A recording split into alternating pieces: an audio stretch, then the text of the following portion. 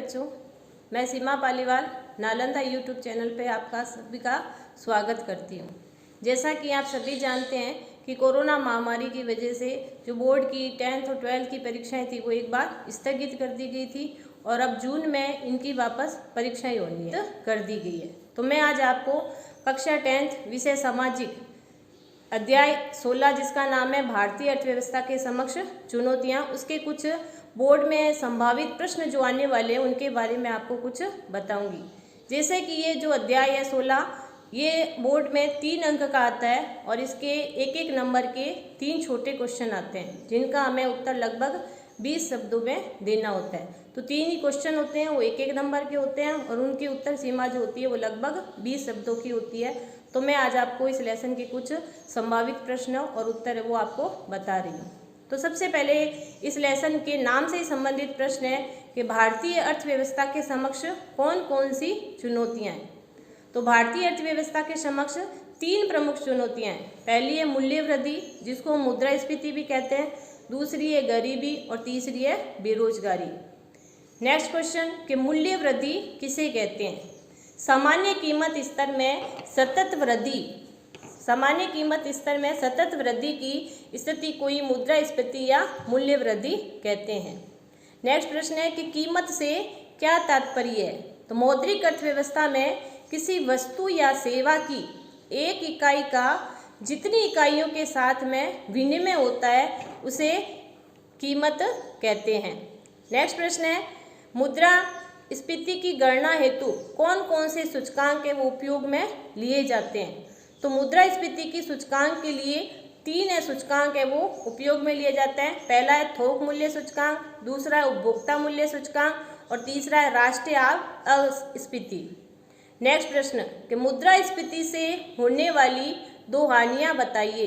तो मुद्रास्फीति के कारण हमें पहले की तुलना में अधिक कीमत देनी पड़ती है, दूसरी है कि मुद्रा के मूल्य में कमी आती है, तीसरी है कि इससे बचतकर्ता की बचत का मूल्य गिरता है। देखो बच्चों, इससे मुद्रास्फीति से सिर्फ एक ही व्यक्ति को हानि होती है और वो व्यक्ति होती है वह व्यक्ति है ऋण। जो व्यक्ति ऋण लेता है या जो ऋणदार होता है उसी व्यक्ति को सिर्फ हानि होती है, बाकी अन्य को इससे उससे लाभ होता है, बाकी को इससे हानि होती है।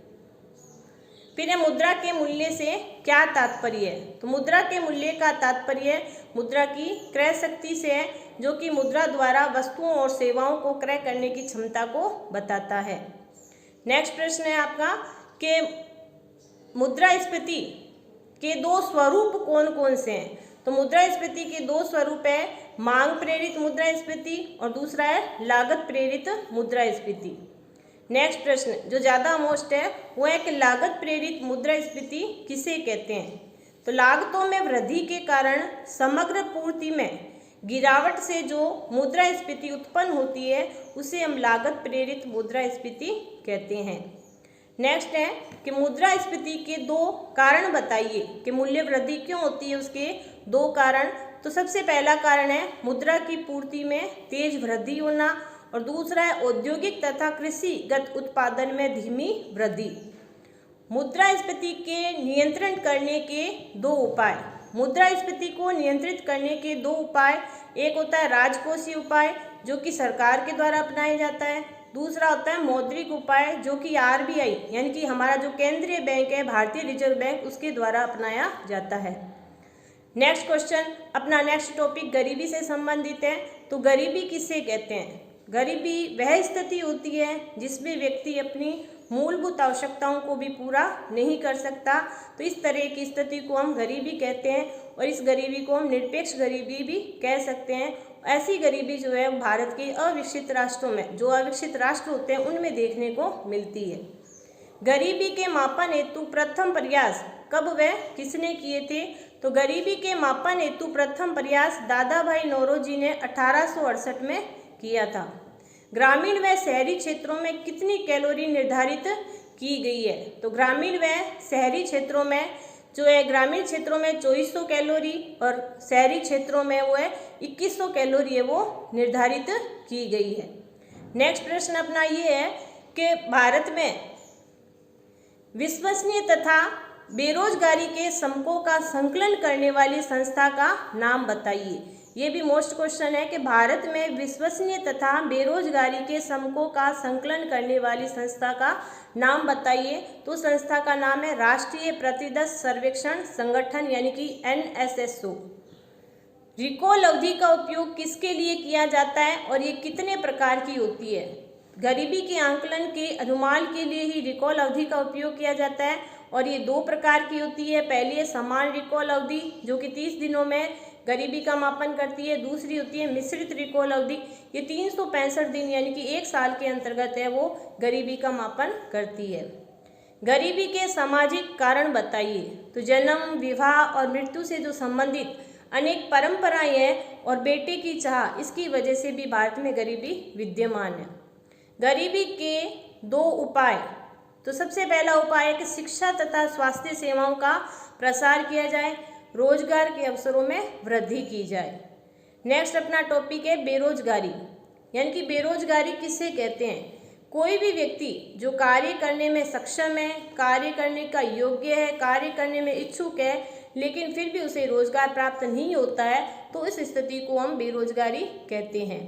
नेक्स्ट प्रश्न है कि बेरोजगारी, घर्षणात्मक बेरोजगारी किसे कहते हैं? तो 2 रोजगार अवधियों के मध्य उत्पन्न बेरोजगारी घर्षणात्मक या भिन्नात्मक बेरोजगारी कहलाती है और ये बेरोजगारी है वो विकसित देशों में ज़्यादा देखने को मिलती है। नेक्स्ट प्रश्न, छिपी या प्रच्छन्न बेरोजगारी किसे कहते हैं? जब भी व्यक्ति रोजगार में लगा हुआ तो प्रतीत होता है, लेकिन उसका उत्पादन में योगदान शून्य होता है, उसे कार्य से हटा भी दिया जाए तब भी उत्पादन की मात्रा में कोई फर्क नहीं पड़ता। इस तरह की बेरोजगारी को हम छिपी हुई बेरोजगारी कहते हैं और ये बेरोजगारी है कृषि क्षेत्र में अधिक देखने को मिलती है। जैसे भारत में सबसे अधिक बेरोजगारी है वो प्रच्छन्न या छिपी हुई बेरोजगारी है। बेरोजगारी के 2 कारण। तो पहला कारण है कि रोजगार परक शिक्षा व प्रशिक्षण का अभाव होना, कृषि का पिछड़ापन और बढ़ती हुई जनसंख्या। नेक्स्ट क्वेश्चन, बेरोजगारी निवारण के 2 उपाय बताइए। तो शिक्षा को रोजगार परक बनाया जाए, उद्योगों की वृद्धि की जाए और युवाओं को स्वरोजगार हेतु प्रोत्साहित किया जाए। गरीबी के दुष्चक्र की परिकल्पना किसने प्रस्तुत की थी? रैगनार नक्सरे ने। धन्यवाद।